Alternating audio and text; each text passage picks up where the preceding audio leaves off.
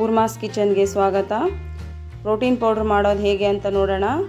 ಬೇಕಾಗಿರ್ತಕ್ಕಂಥ ಸಾಮಗ್ರಿಗಳು: chia seeds, walnuts, watermelon seeds, oats, ಕುಂಬಳಕಾಯಿ ಬೀಜ, ಪಿಸ್ತಾ, ಶೇಂಗಾ ಬೀಜ, ಬಾದಾಮಿ, ಗೋಡಂಬಿ, ಮಖೇನ್ ಮತ್ತು ಕಟ್ ಮಾಡಿರ್ತಕ್ಕಂಥ ಉತ್ತುತ್ತಿ. ಎಲ್ಲನೂ ನಾನು 50 ಗ್ರಾಮ್ ಅಳತೆಯಲ್ಲಿ ತೊಗೊಂಡಿದ್ದೀನಿ. ನೀವು ಬೇಕಂದರೆ ಒಂದು ಬೌಲ್ ಅಳತೆಯಲ್ಲಿ ತೊಗೋಬೋದು.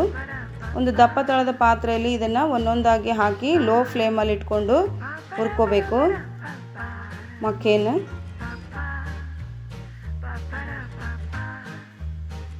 ಗೋಡಂಬಿ, ಬಾದಾಮಿ, ಪಿಸ್ತಾ ಈ ಎಲ್ಲ ಡ್ರೈ ಫ್ರೂಟ್ಸ್ನ ನಾವು ಡೈಲಿ ತಿನ್ನಲಿಕ್ಕಾಗೋದಿಲ್ಲ. ಬಟ್ ಈ ರೀತಿ ನಾವು ಮಾಡ್ಕೊಳ್ಳೋದ್ರಿಂದ ಡೈಲಿ ಸೇವಿಸ್ದಂಗೆ ಆಗುತ್ತೆ. ಈ ವಾಲ್ನಟ್ಸು ಮೆದುಳಿಗೆ ತುಂಬಾ ಒಳ್ಳೆಯದು. ಶೇಂಗಾ ಬೀಜ, ಇದನ್ನು ಲೋ ಫ್ಲೇಮಲ್ಲೇ ಫ್ರೈ ಮಾಡ್ಕೊಳ್ಳಿ. ಹೀಗೆ ಎಲ್ಲ ಒಂದೊಂದೇ ಐಟಮ್ನ ಹಾಕಿ ನಾವು ಫ್ರೈ ಮಾಡ್ಕೋಬೇಕು.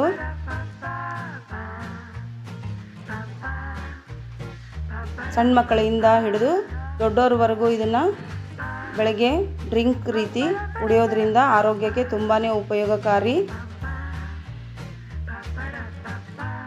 ನೀವು ಹೊರಗಡೆ ತಂದಿರ್ತಕ್ಕಂಥ ಬೂಸ್ಟು, ಬೋರ್ಮಿಟಾ, ಹಾರ್ಲಿಕ್ಸು ಇದನ್ನು ಕುಡಿಸೋ ಬದಲು ಒಂದು ಸಾರಿ ಈ ರೆಸಿಪಿನ ಟ್ರೈ ಮಾಡಿ ನೋಡಿ. ಈಗ ಎಲ್ಲ ಹುರಿದಿದ್ದಾಗಿದೆ.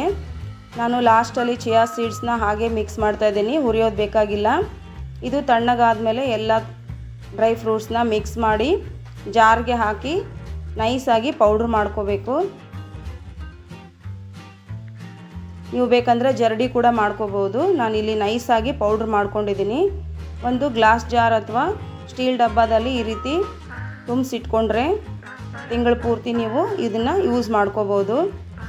ಈಗ ಪ್ರೋಟೀನ್ ಮಿಲ್ಕ್ ಶೇಕ್ ಹೇಗೆ ಮಾಡೋದು ಅಂತ ತೋರಿಸ್ಕೊಡ್ತೀನಿ. ನಾನು 1.5 ಕಪ್ ಹಾಲನ್ನು, ಬಿಸಿ ಹಾಲು ತೊಗೊಂಡಿದ್ದೀನಿ. ಇಲ್ಲಿ ಅದಕ್ಕೆ ಸ್ವಲ್ಪ ಬೆಲ್ಲ ಸೇರಿಸ್ಕೊತಾ ಇದ್ದೀನಿ. ನೀವು ಬೇಕಂದರೆ ಸಕ್ಕರೆ ಕೂಡ ಹಾಕೋಬೋದು. ಸಕ್ಕರೆ ಅಷ್ಟು ಒಳ್ಳೆಯದಲ್ಲ ಆರೋಗ್ಯಕ್ಕೆ. ನಾನು ಅದಕ್ಕೆ ಬೆಲ್ಲನೇ ಯೂಸ್ ಮಾಡ್ತಾಯಿದ್ದೀನಿ. 1.5 ಸ್ಪೂನು ಪ್ರೋಟೀನ್ ಪೌಡ್ರನ್ನ ಹಾಕಿ ಕಲಸಿ ಈ ಥರ ಮಾಡಿಕೊಂಡ್ರೆ ನಿಮಗೆ ಪ್ರೋಟೀನ್ ಮಿಲ್ಕ್ ಶೇಕ್ ರೆಡಿ ಆಗುತ್ತೆ. ಈ ರೆಸಿಪಿ ನಿಮಗೆ ಇಷ್ಟ ಆಗಿದ್ದಲ್ಲಿ ವಿಡಿಯೋನ ಲೈಕ್ ಮಾಡಿ, ಶೇರ್ ಮಾಡಿ, ಕಮೆಂಟ್ ಮಾಡಿ ಮತ್ತು ಚಾನಲ್ನ ಸಬ್ಸ್ಕ್ರೈಬ್ ಮಾಡೋದು ಮರಿಬೇಡಿ.